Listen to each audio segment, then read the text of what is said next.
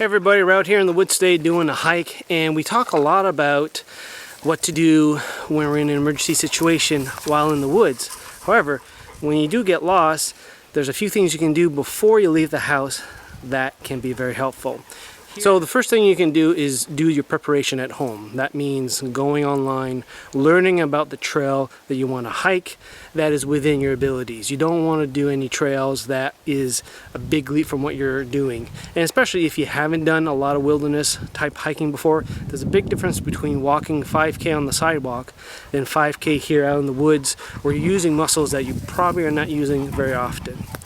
Once you do your preparation about where you're going in your maps, you want to load up your devices. That means charging up your smartphone or your GPS, load them up with the maps, waypoints, any track files that you may find from different resources.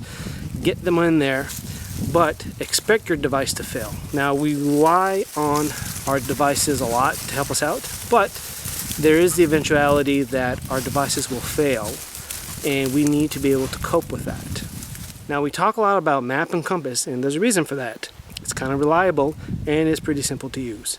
By using a simple topic such as safety bearing or reading a topo map can help you a lot to determine the type of terrain that you're going to be entering and how long it's going to take you to hike it. You may plan for an hour hike, it may become a 2-hour hike. Just like here today, it's a 6-kilometer trail, but it's going to take us a little over 3 hours to do just because of the type of terrain.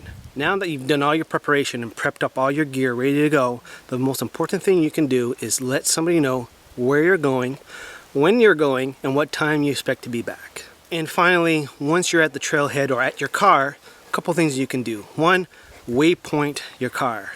If you need to get out in a straight line rather than follow the trail, you can do it that way. Also, leave a little note in your car.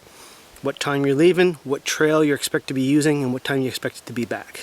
In the case that you need help, search and rescue need to come and get you, usually the RCMP or police will get to your car first and look for any clues. You have that little note that will speed things up greatly. And there's a few templates you can download from a few other hiking sites and even from police websites, so definitely check that out.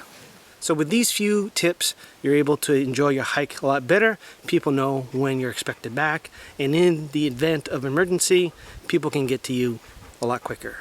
Any comments about this topic? Put them down in the comments below, and we'll talk to you guys next time. 2 minutes, 53 seconds in, and it's 1, 2, 3, 4, 5, 53 right there. So now we have our 2 points plotted out. And now we're going to do straight lines.